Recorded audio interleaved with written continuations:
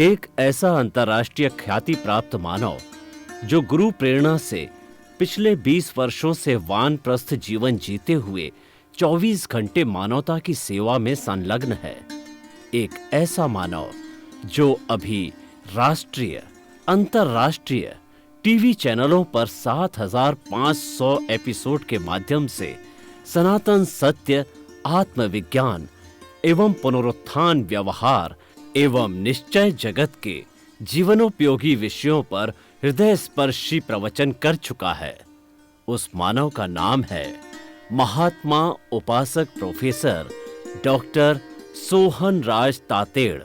Professor Tated द्वारा योग, दर्शन, शिक्षा विषयों पर रचित पीएचडी स्तर के 250 शोध ग्रंथ भारत के 100 प्रतिष्ठित विश्वविद्यालयों में शोधार्थी पढ़ रहे हैं तथा वे सभी शोध ग्रंथ वहां की सेंट्रल लाइब्रेरियों में उपलब्ध हैं।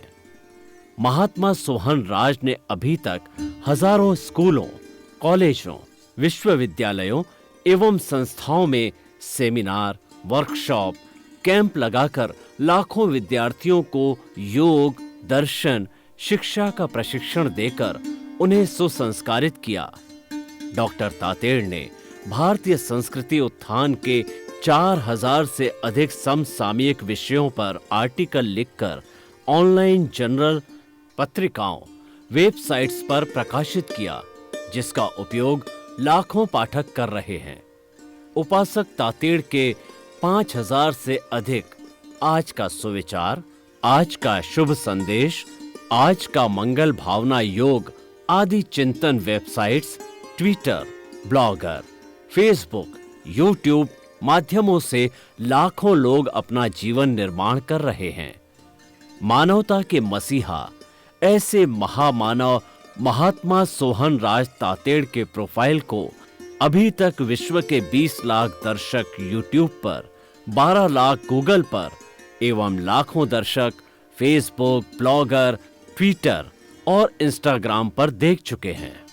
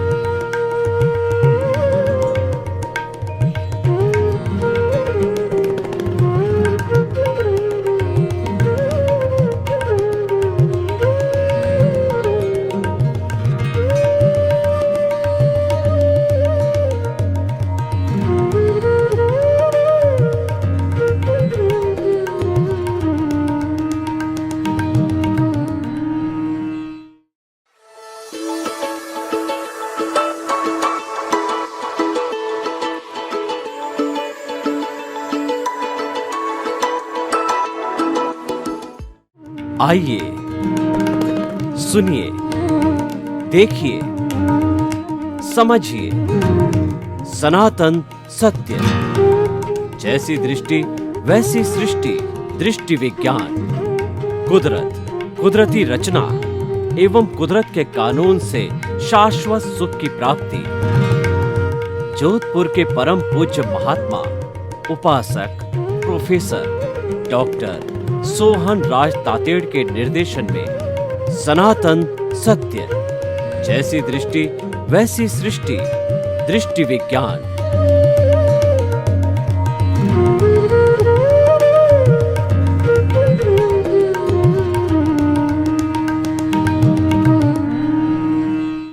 भाई और बहनों, मातृशक्ति को नमन। स्टूडियो में आपका हार्दिक स्वागत है, अभिनंदन है, सत्कार है।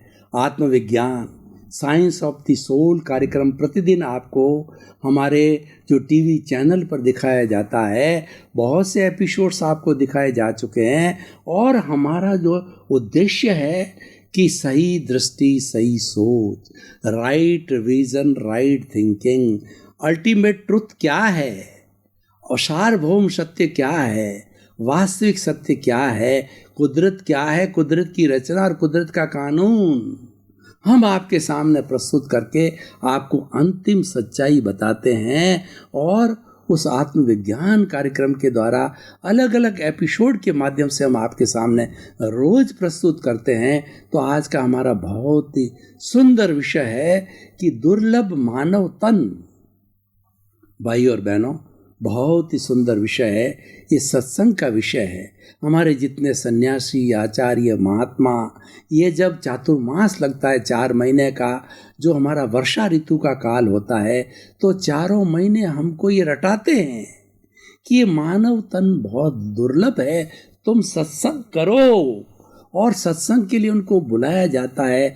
4-4 महीने तक जो है बड़ी बड़ी संस्थाएं लाखों रुपए खर्च करते हैं, लोगों को वहाँ से बुलाते हैं, भोजन खिलाते हैं और वो साधार्मिक वात्सल्य दे करके, और वो चाहते हैं, उनका कार्य होता है किसी न किसी तरह से मनुष्य है सत्संग करके और दुर्लभ मानव तन की सार्थकता को समझ करके अच्छा इंसान बने। तो सभी हमारे अच्छे अच्छे धर्म गुरु हैं।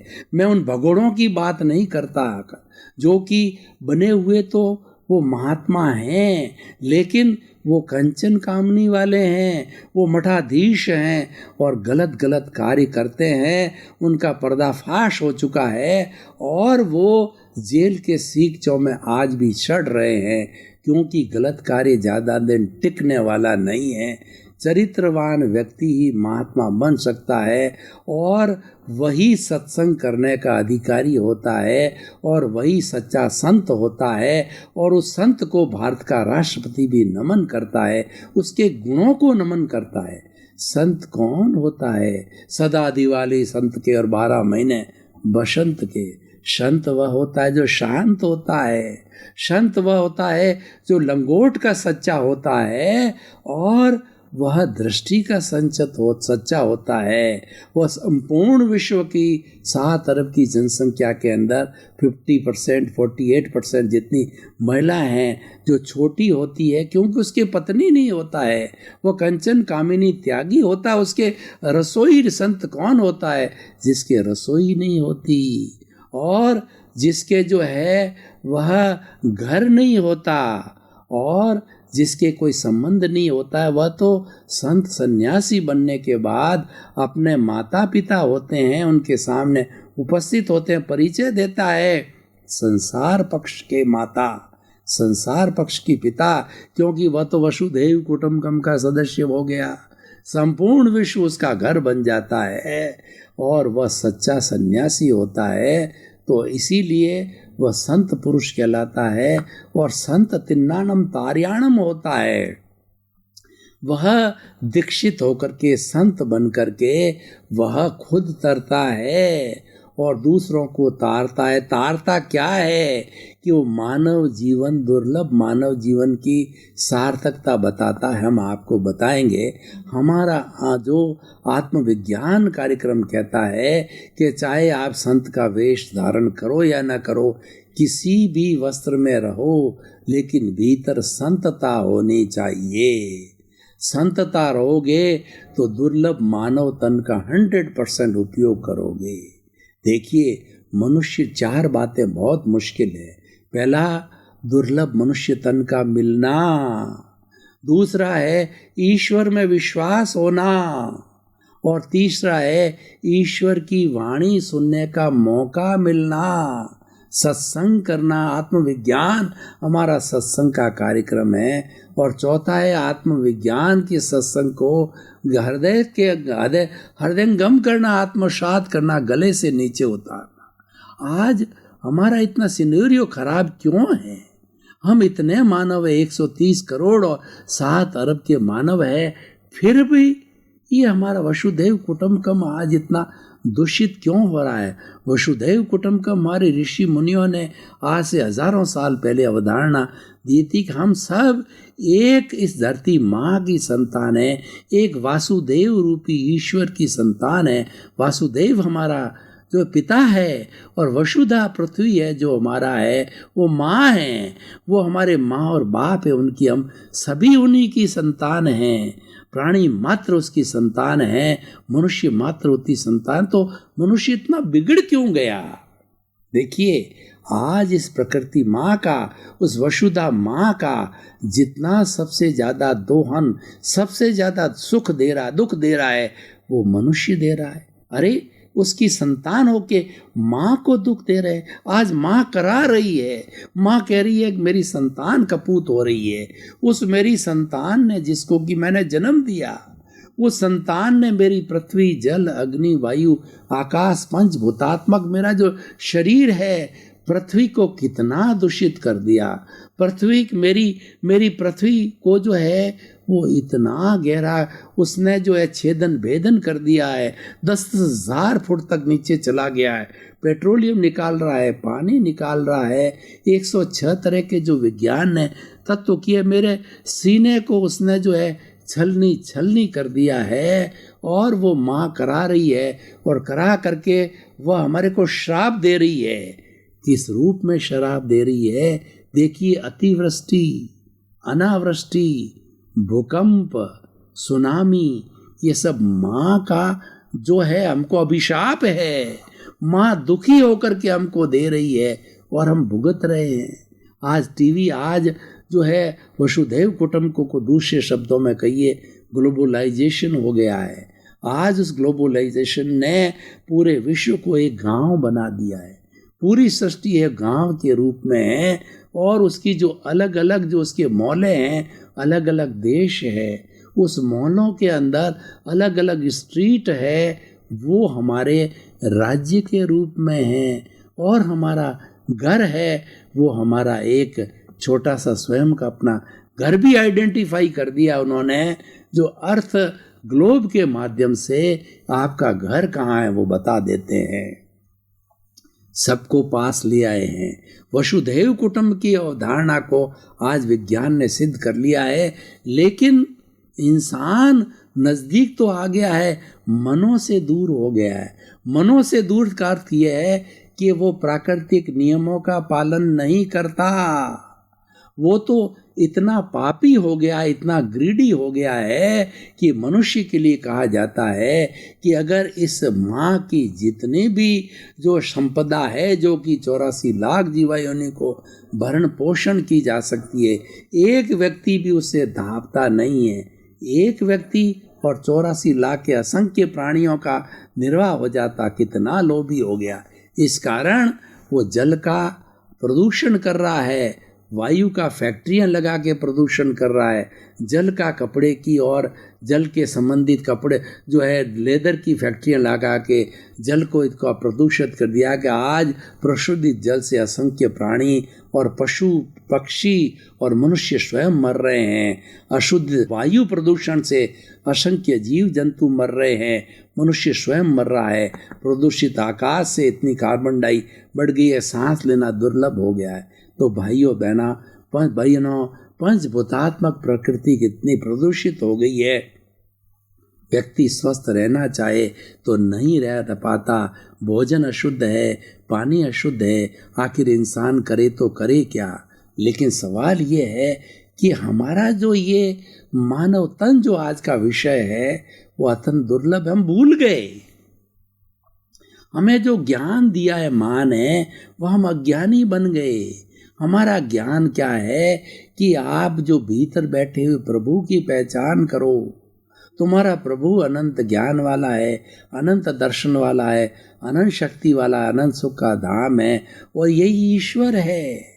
जिस आप ईश्वर में विश्वास करते हो, जिस ईश्वर से डरते हो, वो तो भीतर बैठा है। उस भीतर से आप डर नहीं रहे हो, और तुम्हारे भीतर प्रभु बैठ रहा है, फिर भी आप अन्याय कर रहे हो, फिर भी आप इतनी हिंसा कर रहे हो, रेप कर रहे हो, असंवेदनशीलता है, भाई भाई को काट रहा है, और जो भाई भाई का गला काट रहा है, मनुष्य मनुष्य का गला काट रहा है। अरे इतना पापी क्यों बन गए हो? क्योंकि हमने अवचेतन मन, हमारा जो ये हमारा प्रभु है, वो हमारे तन की हमने दुर्लभता को नहीं समझा। देखिए, ये मानव तन पिछले जन्म के अंदर सुकृत करने के बाद सबसे अच्छा कार्य किया है जब हम मानव तन मिला है। वैदिक परंपरा की बात करूं तो वैदिक परंपरा मानव तन के लिए बहुत स्ट्रिक्ट अनुदेश देती है। वो कहती है कि 8 भवों तक निरंतर सुकृत करते रहोगे तो 9वें भव में ये मानव तन मिल गया। अगर उसमें कुछ गड़बड़ हो गई तो 99वें भव में जाकर के फिर मनुष्य भव मिलेगा। सुकृत रहो, उसमें भी भूल हो गई तो 999 भव के बाद में मानव तन मिलेगा। और सारे बीच वाले भव है आप नरक गति, तिर्यंच गति और देवगति में जाने का तो प्रश्न ही। नरक और तिर्यंच के अंदर आप घूमते रहोगे। पशु पक्षी पेड़ पौधे नारकी के जीवन पंचेंद्रिय वध करके बनते रहोगे।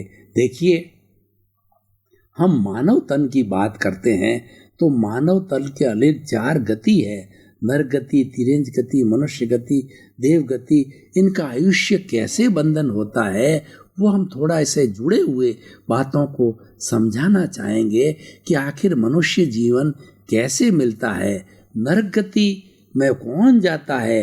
पंचेंद्रिय वध करने वाला, स्लॉटर हाउस चलाने वाला, 5 इंद्रिय वाला, जो कि कितना उसको जो है संपदा मिलती है उसका हनन करने वाला।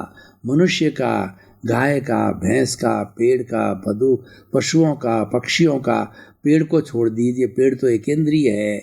जो 5 इंद्रिय वाले पक्षी है, 5 गाय, भैंस, हाथी, ये जितने पशु है उन सब का वध करने वाला, स्लॉटर हाउस बताने वाला, वो नारकी का प्राणी बनता है।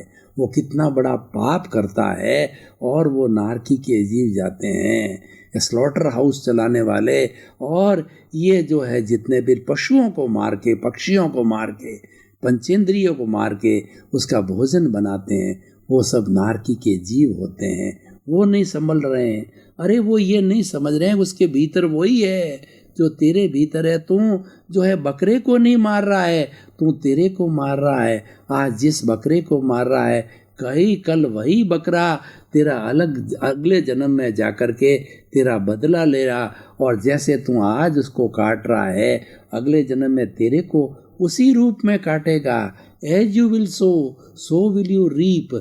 जैसा करोगे वैसा भरोगे, जैसी करनी वैसी भरनी। ये संसार का नियम है, प्रकृति का नियम है कि कारण के बिना कार्य नहीं होता है।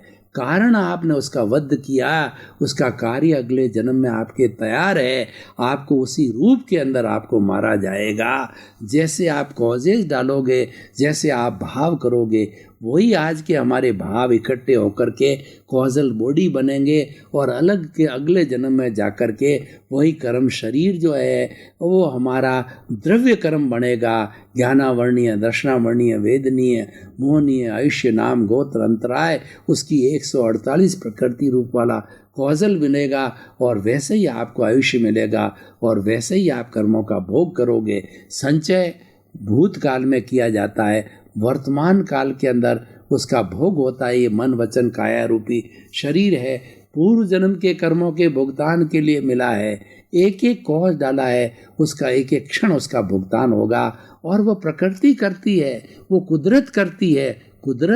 कुदरत की रचना और कुदरत के कानून के तहत आपके सारे कर्मों का भुगतान करवाती। उसमें आपकी कोई स्वतंत्रता नहीं है। आपकी स्वतंत्रता तो कब थी? कौश डालने के पहले थी। कैसे स्वतंत्रता होती है मैं आपको बताना चाहता हूँ। वर्षा ऋतु है, अच्छी बारिश हो गई है, किसान है अपने खेत में हल चलाना चाहता है और खरीफ की फसल है जो कि वर्षा के ऊपर निर्भर है और कुआं नहीं है और अच्छी बारिश पर निर्भर होती है।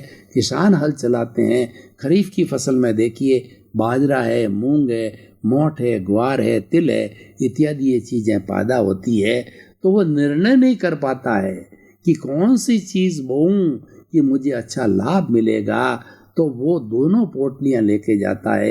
एक तो बाजरी की लेके जाता है, दूसरा मूंग, मोठ, तिल और ग्वार की पोटली मिश्रण की लेके जाता है। वो सोचता रहता है कि लाभ इसमें ज़्यादा होगा, कि लाभ इसमें ज़्यादा होगा। और वो निर्णय कर लेता है कि नहीं, लाभ इस मिक्सचर में होगा। मिक्सचर वाली पोटली को अपने जो है वो हल वाली थे जो है वो जो कुपी होती है उसमें डाल देता है और वो बीज पड़ जाते हैं। बीज बो दिया, वो स्वतंत्र हो गया।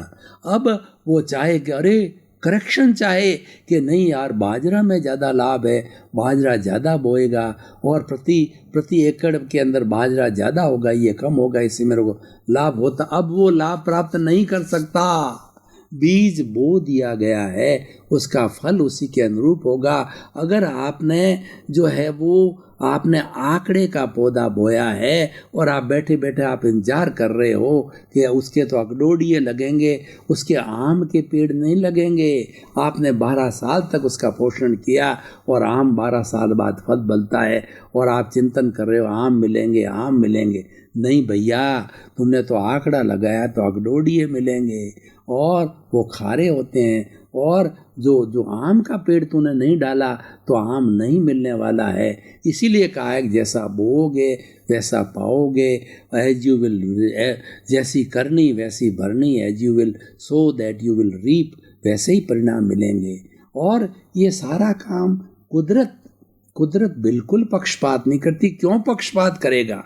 कुदरत की तो ड्यूटी ये है कि उसने कॉज डाल दिए और कुदरत ये शरीर देती है पंचभूतात्मक, 5 भूतों से बनी हुई कुदरत और 6 द्रव्य का बहुत बड़ा चैप्टर अलग से बात करूंगा कि वह कुदरत जो है उसकी रचना क्या है। कुदरत की रचना है कि उसके अंदर रहने वाला ये जीव, दूसरा मैटर है वो अजीव, और जीव और अजीव हलन चलन करना चाहते हैं, मैं कर रहा हूँ, तो वो मोशन देने वाला तत्व स्थिर रहना चाहता है। जीव अजीव स्थिर रहने के लिए वह जो रेस्ट तत्व होता है पूरे ब्रह्मांड के अंदर, पौद्गलिक तत्व एक जीव को छोड़ के बाकी के 5 तत्व पौद्गलिक है, अमूर्त है और वो दिखाई नहीं देते। वो सर्वत्र व्याप्त है उस पूरे कॉस्मॉस के अंदर, चराचर जगत के अंदर। और उसके बाद मोशन और रेस्ट के बाद में टाइम तत्व होता है जो सबसे छोटा होता है, वो समय कहलाता है।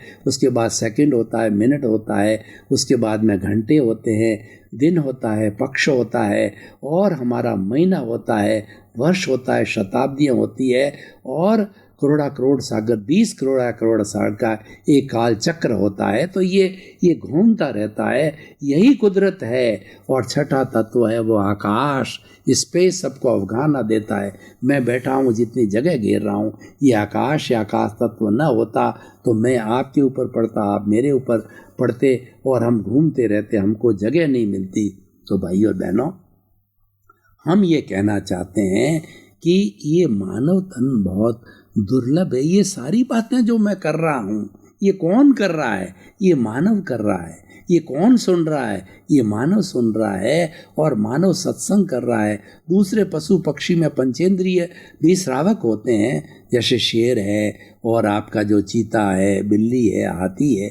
कुछ अच्छे प्राणी होते हैं, अच्छे लेकर के आते हैं, वो समझते हैं। भगवान महावीर का जब समोषण लगता है तो उसमें सभी पंचेंद्रिय प्राणी, हाथी और आपका शेर और उसके बाद के अंदर आपका कुत्ता और आपका बिल्ली, चूहा, मनुष्य और देव, समस्त जो है पंचेंद्रिय मनुष्य और जो है वो देव लोक के जो देवता है, वो भगवान की नारकी के जीव नहीं सुनते हैं, तो वो भगवान की देश ना सुनते और सब एक जगह होते हैं। देखिए, भगवान के समोषण की अतिशय क्या है कि भगवान का जब समोषण वाणी लगती है तीर्थंकरों की, 24 ही तीर्थंकरों की वाणी, भगवान महावीर की वाणी, तो 125 योजन तक भगवान जहाँ विराजते हैं उनका अतिशय 125 योजन तक जो है वहाँ ना तो कोई अतिवृष्टि होती है, ना कोई अनावृष्टि होती है, ना कोई दुख आता है,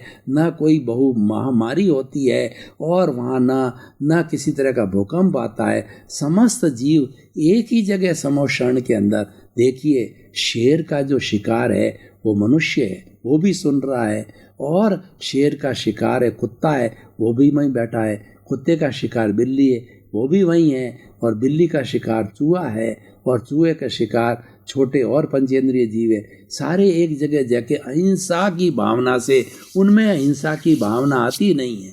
भगवान के समोशन में जाने पर शेर भूल जाता है कि मनुष्य का शिकार करूं, कुत्ते का शिकार कुत्ता भूल जाता है कि बिल्ली का शिकार करूं, बिल्ली भूल जाती है कि चूहे का शिकार करूं, चूहा भूल जाता है कि और छोटे प्राणी जो उपस्थित उसका शिकार करूं। वो अहिंसावादी बन जाते हैं। ये अतिशय है भगवान का। तो देखिए, भगवान भी मानव तन से बने हैं। एक मनुष्य ही ऐसा तन है जो कि भगवान बन सकता है, वो परमात्मा बन सकता है। ये 24 तीर्थ केवल ज्ञानी सब परमात्मा होते हैं। उनकी आत्मा, जितनी आत्मा विशुद्ध होकर के वह शिथिला में चली जाती है, सारा जो उनका जो व्यवहार जगत का हिसाब किताब क्लियर करके वो शून्य हो जाता है। हमारा अज्ञान जब शून्य हो जाता है, यानी कॉजल बॉडी जब शून्य हो जाती है, राग द्वेष शून्य हो जाता है, वह हमेशा एक चीज को आप अच्छी तरह से हृदयंगम कर दें कि शरीर और भाई और बहनों, आपका बहुत बहुत धन्यवाद। आप आत्मविज्ञान कार्यक्रम देखते रहिए। आत्मविज्ञान कार्यक्रम से आपके मनुष्य तन की 100% सार्थकता कर सकते हो। ईश्वर ने आपको मनुष्य तन ईश्वर की भजना के लिए मिला हुआ है और ईश्वर की भजना करनी है और इस अज्ञान रूपी वेल्डिंग को तोड़ना है और शुद्ध बुद्ध मुक्त बनना है। तो आप आत्मविज्ञान कार्यक्रम देखते रहिए। और क्योंकि हमारा मुख्य उद्देश्य है सर्वे भवन्तु सुखिनः सर्वे भवन्तु निरामयः, जगत के सभी जीवों को सुख मिले, शांति मिले, आनंद मिले और मुक्ति होए, संसार का हर प्राणी सिद्ध बुद्ध मुक्त होकर के परमात्मा बने। इसी क्रम में आपके प्रति मंगल भावना, शुभकामना और खूब खूब आपकी ये जो है मनोकामना पूरी हो।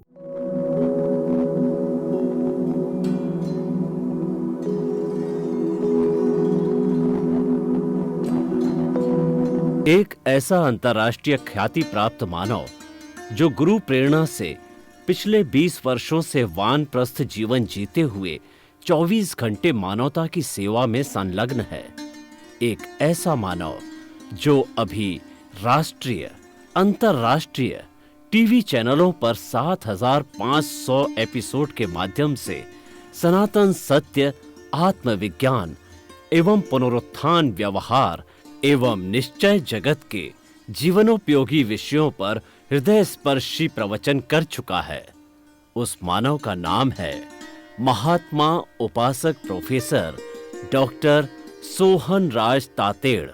प्रोफेसर तातेड़ द्वारा योग, दर्शन, शिक्षा विषयों पर रचित पीएचडी स्तर के 250 शोध ग्रंथ भारत के 100 प्रतिष्ठित विश्वविद्यालयों में शोधार्थी पढ़ रहे हैं तथा वे सभी शोध ग्रंथ वहां की सेंट्रल लाइब्रेरियों में उपलब्ध हैं।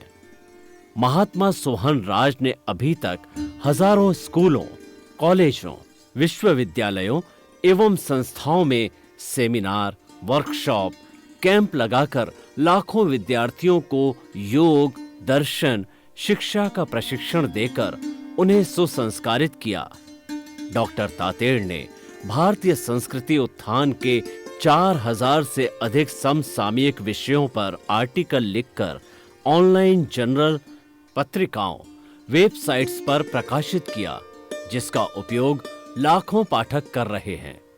उपासक तातेड़ के 5000 से अधिक आज का सुविचार, आज का शुभ संदेश, आज का मंगल भावना योग आदि चिंतन websites, Twitter, blogger, Facebook, YouTube माध्यमों से लाखों लोग अपना जीवन निर्माण कर रहे हैं। मानवता के मसीहा ऐसे महामानव महात्मा सोहन राज तातेड़ के प्रोफाइल को अभी तक विश्व के 20 लाख दर्शक यूट्यूब पर, 12 लाख गूगल पर एवं लाखों दर्शक फेसबुक, ब्लॉगर, ट्विटर और इंस्टाग्राम पर देख चुके हैं।